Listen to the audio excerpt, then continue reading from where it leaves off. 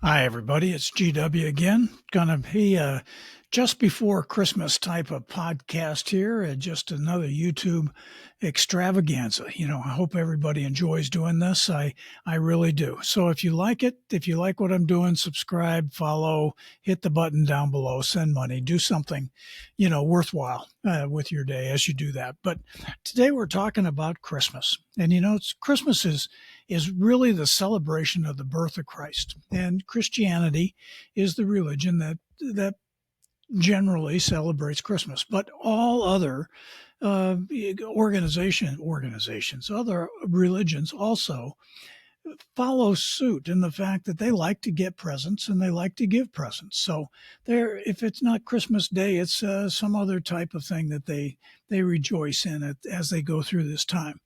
But it is the celebration of the birth of Christ. And it's important for all of us to remember that for Christians, that's the real reason why we have Christmas. To have the shepherds and the three wise men and have them all come into the manger and to the stable and where the babe was lying in the manger.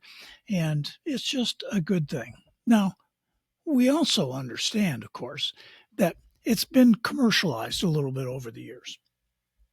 Now, I remember when I was a young kid, a million years ago.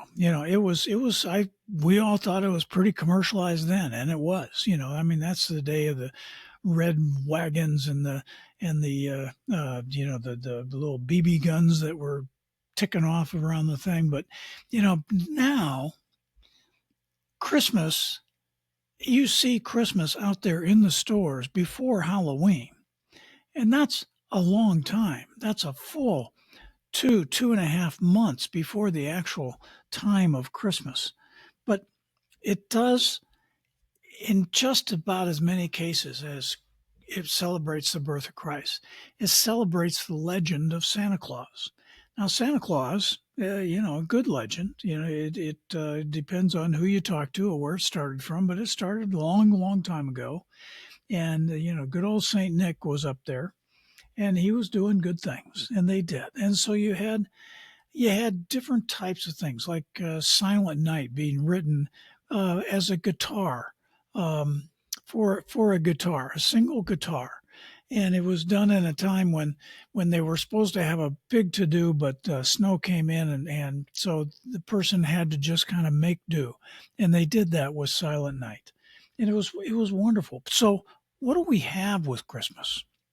We have all these celebrations. We have all these excitement. We have all the families gathering. All you have to do is watch the news here in the next day or two, and you'll see that they talk about the air traffic and the train traffic and the roads and everything, and how busy things are and how crowded and how hectic, and how many people are trying so hard to get home to their loved ones, which is so important. Now, I don't know how many of you have done this. I mean, I personally have spent several Christmases in my life away from family, and it's a different feeling. Now, usually, when I was away from family, there would be somebody who would invite me into their home, and I would be able to go in there and have Christmas dinner and exchange a gift, and I'd get a pair of socks or something, and and it was very nice of them, and they included me in that. And I've tried to do that over the years with people that I knew were kind of absent from their family and away from home, and that's just a nice thing to do, I think.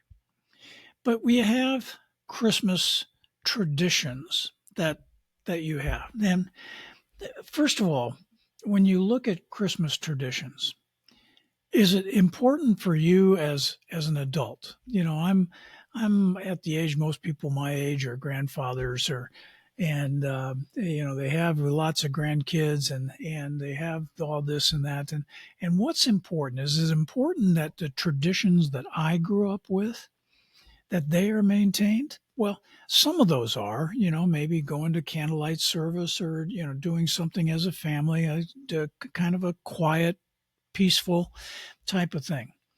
But, I really do think that it's important that the kids are able to build their own tradition with their own families, and that as you get older, you just kind of adapt to other people. Now that's my feeling.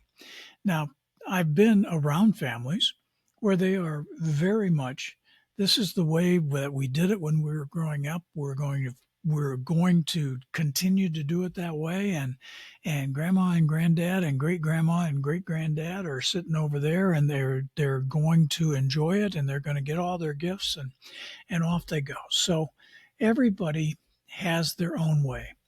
But when one thing that I have always wondered is when a person opens presents.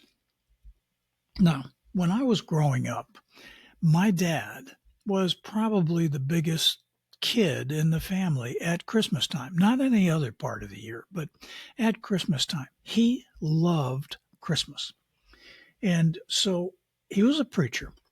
And so with a preacher, when you get done with the candlelight service on Christmas Eve, the preacher's pretty well done. It's been a busy month for any minister out there. It's been an exceptionally busy month. So there's a lot of stress that goes on during that particular time. But it's over at the end of that particular moment.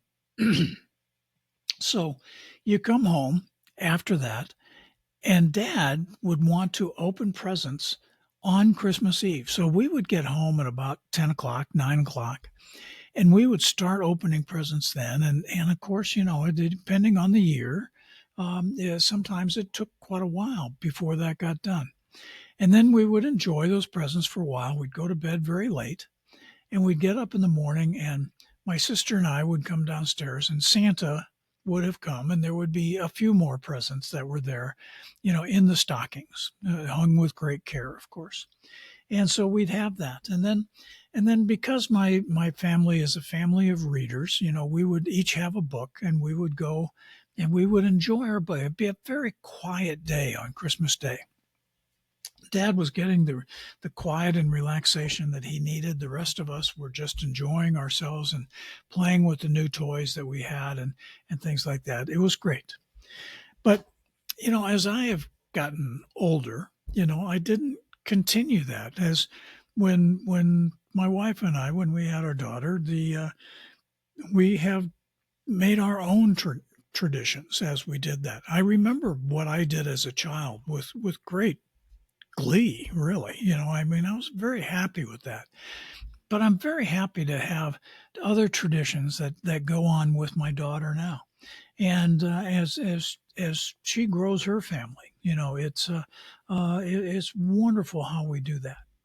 And the other tradition, though, that really has a lot of problems is if you have two sets of parents, if you have a married couple and you have two sets of parents, and they live in the same town, or they live close by, within a couple of hours of each other, and suddenly you have whose house are you going to be at when, and you almost a stopwatch, going off on that thing, and it's just a incredibly stressful situation when you have that, and you try to make it so that everybody ends up happy. You usually end up that nobody is totally happy, and it's just so difficult to continue the holiday spirit when you have that type of time conflict as you do that. So what's my advice to everyone? Well, my advice is enjoy Christmas. Do it the best you can in the way that you want to do it. Don't try to force your will on anybody else. If they want to go off and, do whatever crazy thing they want to do, well, good for them. It doesn't mean that you have to enjoy and take part in that, but recognize that if you don't, then you need to be satisfied with what you're doing on your own. So remember, though, that the real purpose of Christmas is to celebrate the birth of Christ. And that's really the important thing for all of us. Celebrate the birth of Christ. Celebrate those shepherds and the three wise men. And celebrate Mary and Joseph at the stable, and the babe in swaddling clothes lying in a manger. Just remember that the birth of Christ is the real important part of this. The rest of it was just trimming for us. So enjoy the trimmings. Have a Merry Christmas. Talk to you soon.